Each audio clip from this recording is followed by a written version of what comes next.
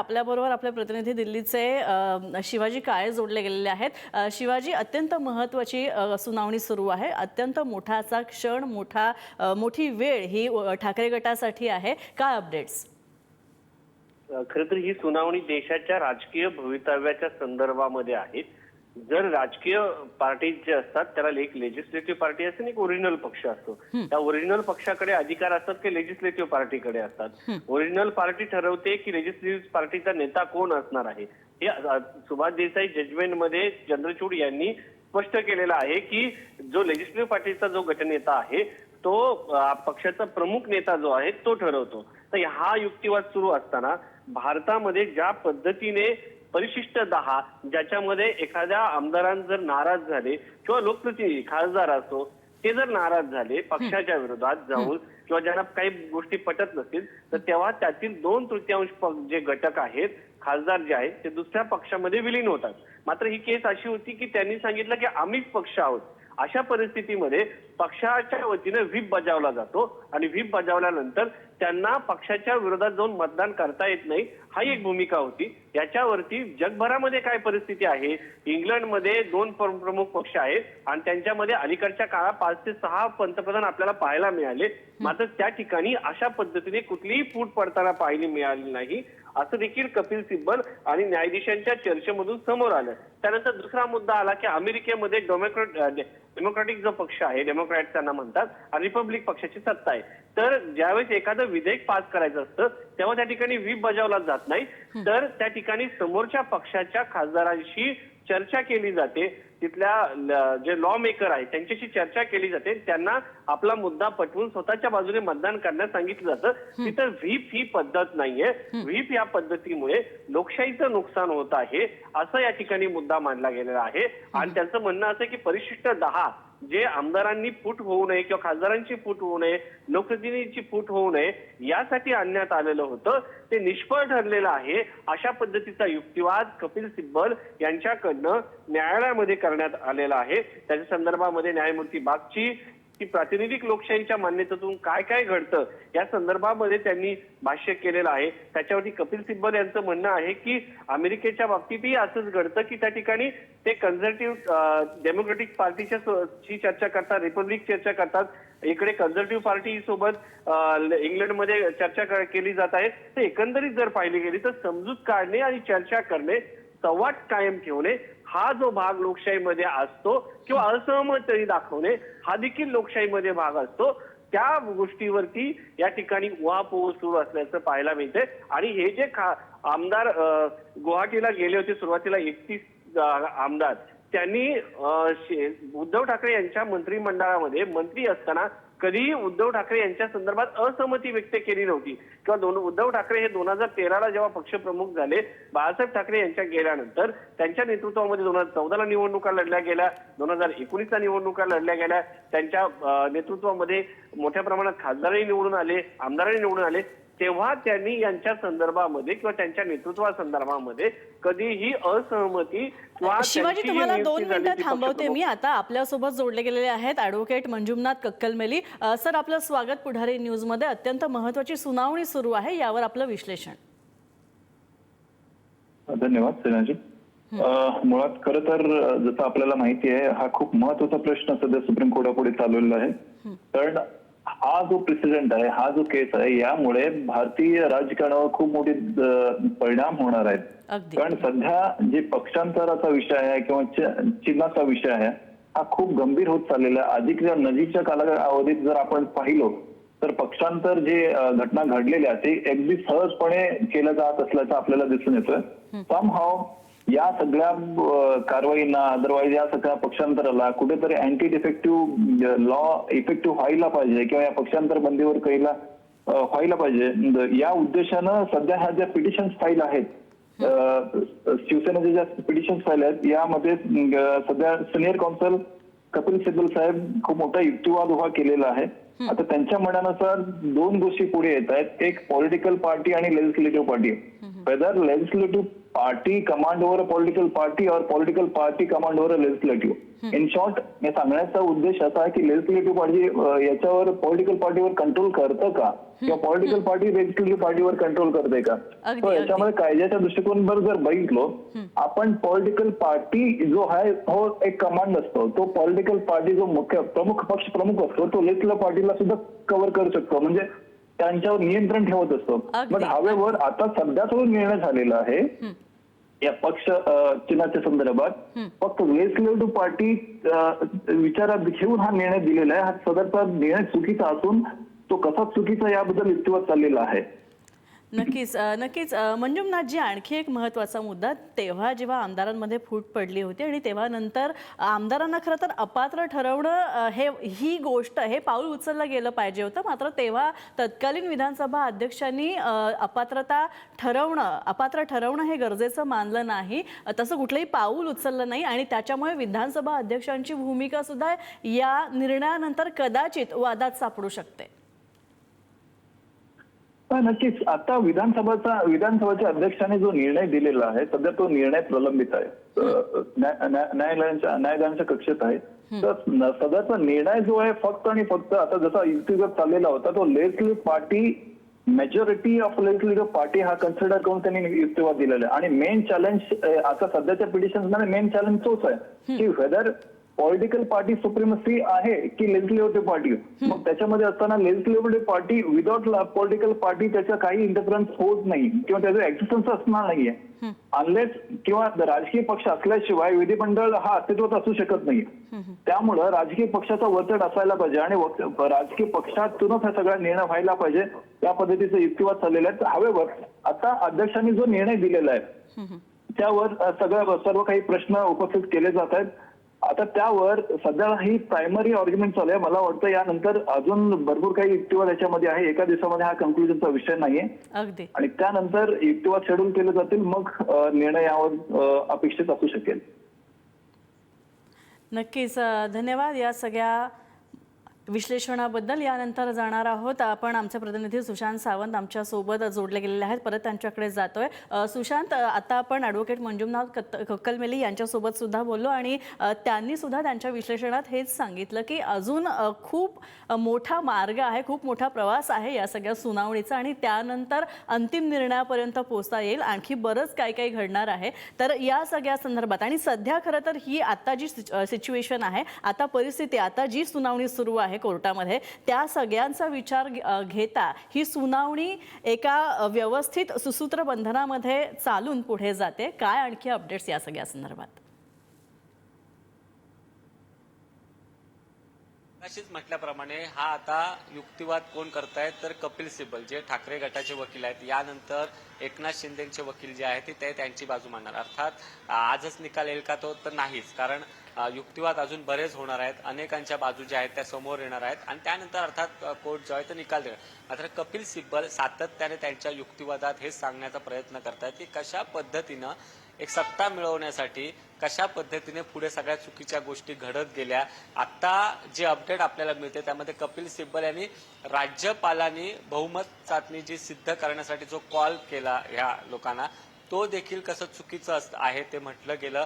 कारण उद्या कोणीही येईल, पक्ष फोडेल, सत्ता स्थापन करेल आणि तो पायंडा जो आहे तो पुढे पडत जाईल, असं देखील कपिल सिब्बल यांचं म्हणणं आहे. कपिल सिब्बल यांनी आपल्या युक्तिवादात काय म्हटलंय तर राजकीय पक्षाच्या पदाधिकाऱ्यांना हटवण्यासाठी ठराव मंजूर करावा लागतो आणि त्या अनुषंगाने काही पूर्वनियोजित जे कृत्य आहेत ते केली जातात. मात्र ते राजकीय पक्षाच्या पदाधिकाऱ्यांना पदावरून दूर करू शकत नाही, असं देखील कपिल सिब्बल यांचं म्हणणं आहे. त्याचसोबत पक्षाचे सदस्यत्व स्वच्छेने सोडून द्यायचं असतं.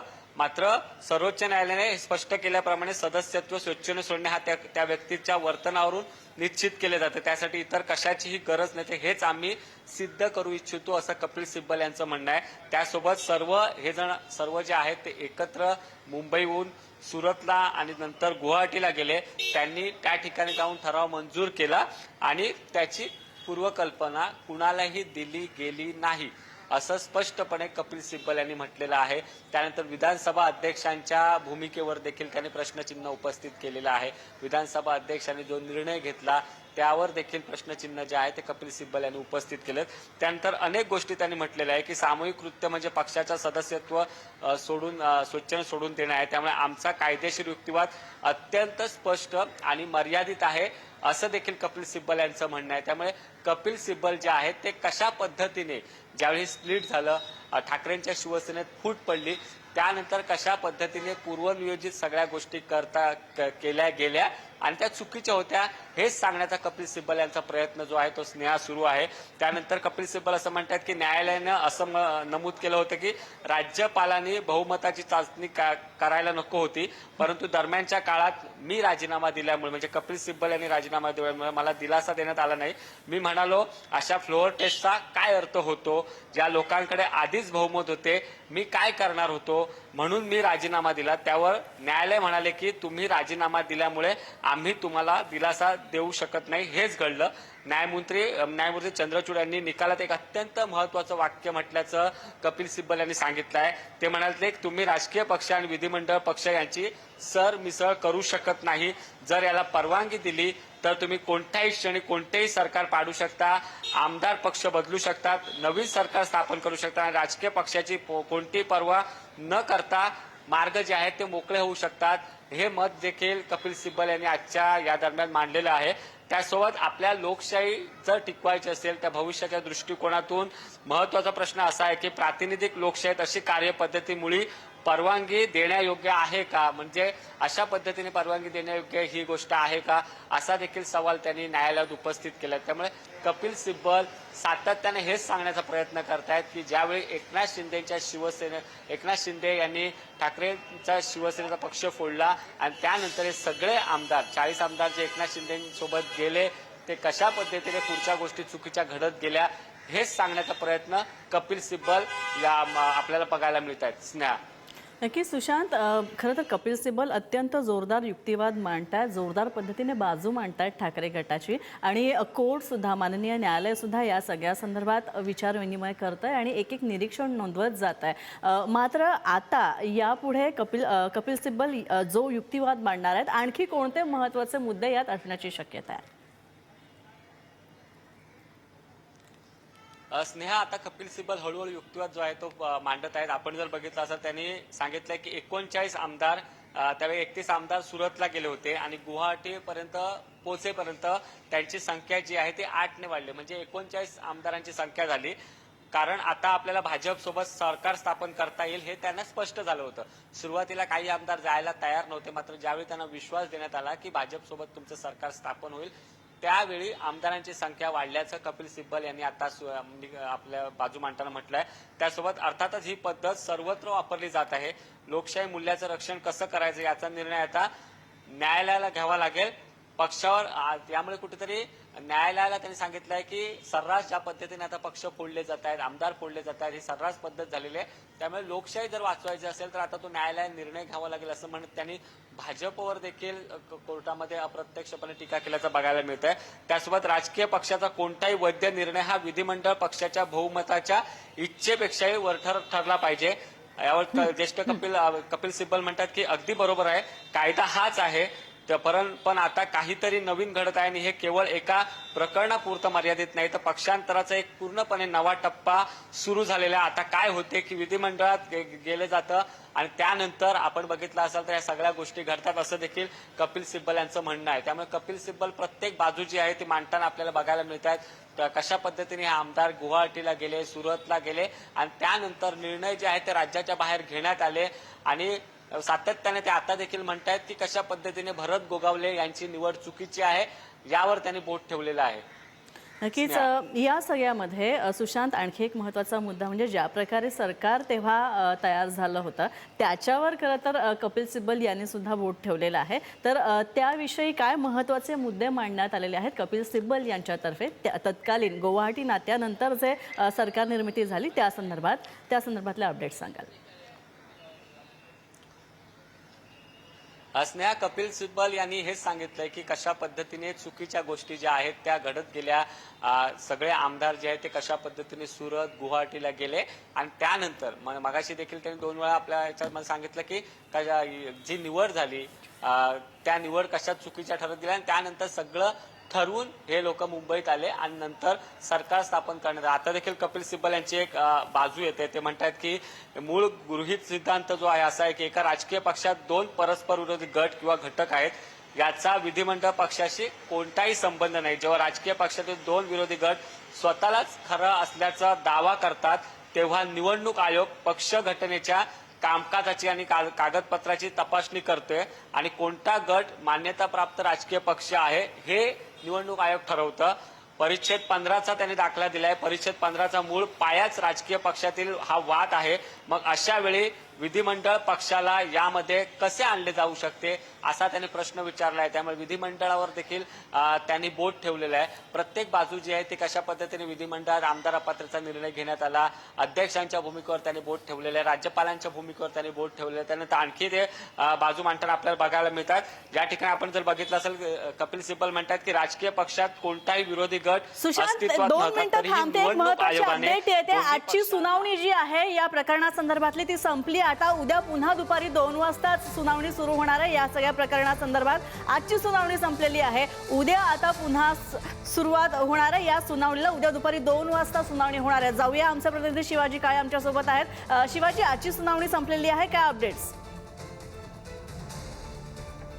उद्या पुन्हा 2 वाजता या प्रकरणावरती सुनावणी होणार आहे.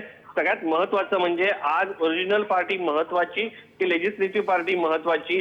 गोगवले यांची नियुक्ती ही चुकीची होती. सुनील प्रभू हे योग्य होते या अगोदरच्या निर्णयामध्ये सांगण्यात आलं होतं.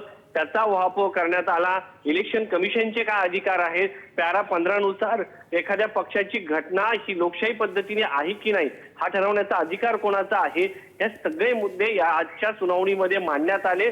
सगळ्यात महत्वाचं होतं की पक्षावरती खरा अधिकार ओरिजिनल पक्षाचा म्हणजे पक्षप्रमुख आणि पक्षाची जी इतर घटना आहे, पक्षाच्या प्रत्येकाची घटना असती त्या घटनेनुसार आहे की जी ओरिजिनल पार्टीच्या ऐवजी जी लेजिस्लेटिव्ह पार्टी आहे त्याच्यामध्ये पक्षाचे प्रमुख नेते असतात, तिथे गटनेते असतात, मुख्य व्हीप असतो, यांचा अधिकार पक्षावरती अधिक आहे का हा मुद्दा या ठिकाणी मांडण्यात आला. दुसरा मुद्दा असा होता की उद्धव ठाकरे यांची 2013ला जी नियुक्ती झाली होती ती अयोग्य आहे असं जर म्हटलं किंवा 2018ला जी नियुक्ती करण्यात आली होती पक्षप्रमुख म्हणून ती अयोग्य होती असं म्हटलं तर मधल्या काळामध्ये उद्धव ठाकरे यांच्या नेतृत्वामध्ये ज्या निवडणुका झाल्या त्या निवडणुकांमध्ये उद्धव ठाकरे यांच्या नेतृत्वातील हे सगळे खासदार आमदार निवडून आले होते. त्यांच्या नियुक्तीच्या संदर्भामध्ये जे काही घडलेलं होतं त्या जे खासदार होते त्यांच्याच अधिकारावरती त्यांच्याच सर्व नियुक्त्यावरती किंवा त्यांच्या निवडणुकीवरती प्रश्नचिन्ह उपस्थित होत आहे. नक्कीच, धन्यवाद शिवाजी.